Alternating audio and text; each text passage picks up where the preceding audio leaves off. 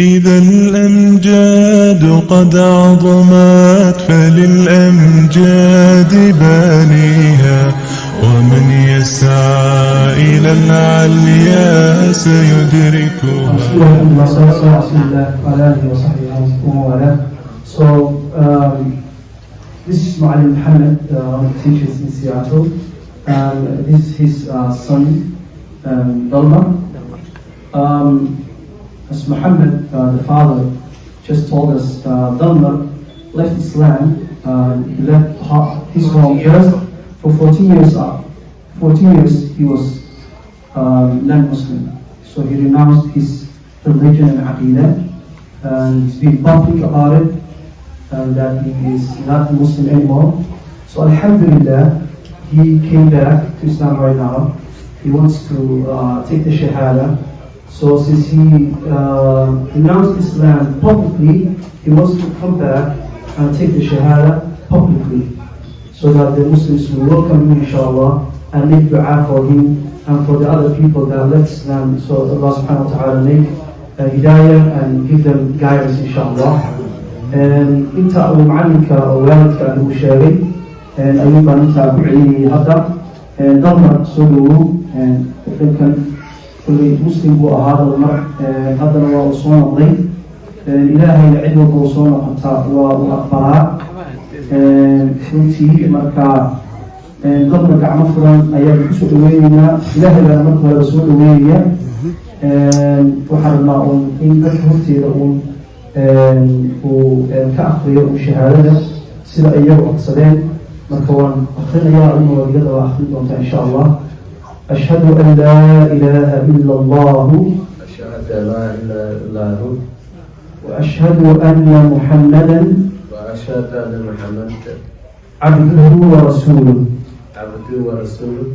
وربنا سمع معناها شهادة that we testify that there's only one God worthy of worship, and that Muhammad is his messenger and his servant. So Alhamdulillah, Takbir, Takbir, Takbir, Ma'alim Eid or Ma'alim Farhala, as we are beginning this happy day of Eid.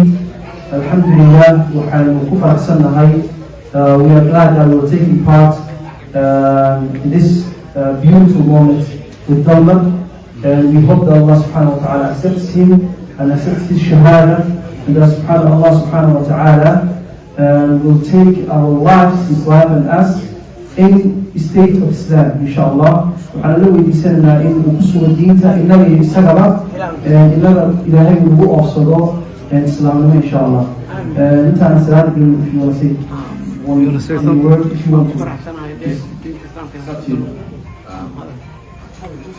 I'm very grateful to be back here. It's an honor and privilege to be here. I came to the United States and I chose a different path. You know what I mean? Because like I turned against my family and everything like that, and I just like turned my back on them and just ran off and tried to do my own thing. You know, and for some reason I'm back here. You know what I mean? My God, Allah, has been protecting me this whole time. You know what I mean? He's been looking out for me, and I'm grateful that I didn't die out there. And I'm grateful I made it back. And Allah's name, man.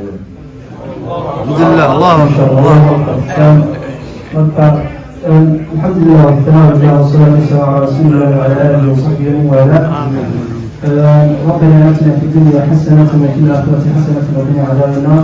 ربنا لا تزغ قلوبنا بعد إذ هديتنا وهب لنا من لدنك رحمة إنك أنت الوهاب. اللهم يا مقلب القلوب ثبت قلوبنا على دينك. اللهم يا مقلب القلوب ثبت قلوبنا على دينك. اللهم يا مقلب القلوب ثبت قلوبنا على دينك.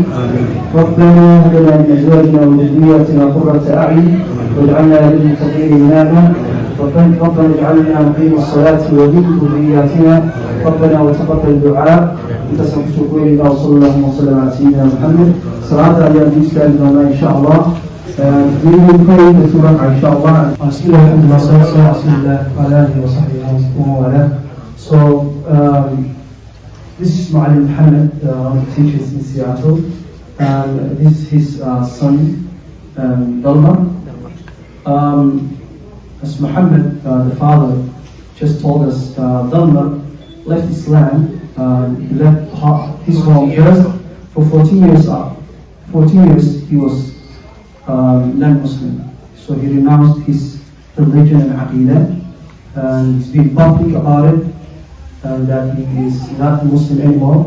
So Alhamdulillah, he came back to Islam right now.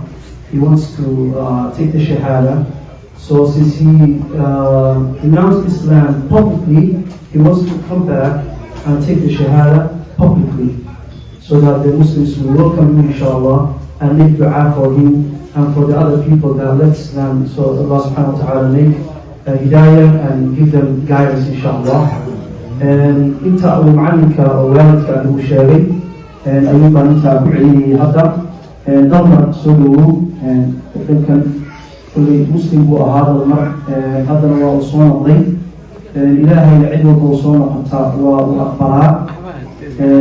Runtii marka dalmar gacmo furan ayaan kusoo dhaweynaynaa. Ilaahayna marka hore soo dhaweynaya. Waxaan rabnaa in dadka horteeda uu ka aqriyo shahaadada sida iyagu codsadeen. marka waan akhrinayaa uma wariyada waa akhrin doontaa insha Allah. Ashhadu an la ilaha illa Allah وأشهد أن محمدا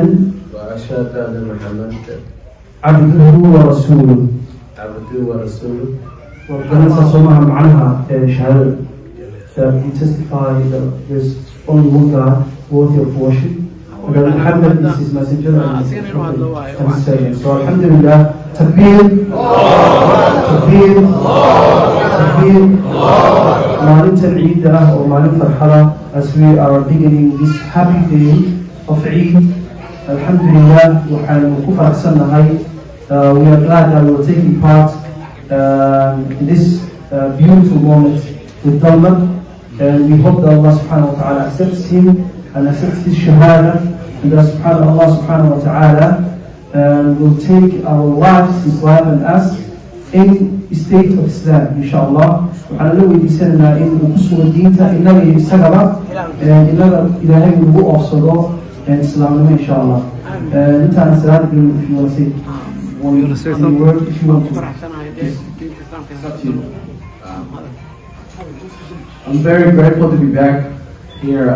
It's an honor and privilege to be here. I came to the United States and I chose a different path. You know what I mean? Because like I turned against my family and everything like that, and I just like turned my back on them and just ran off and tried to do my own thing, you know. And for some reason I'm back here. You know what I mean?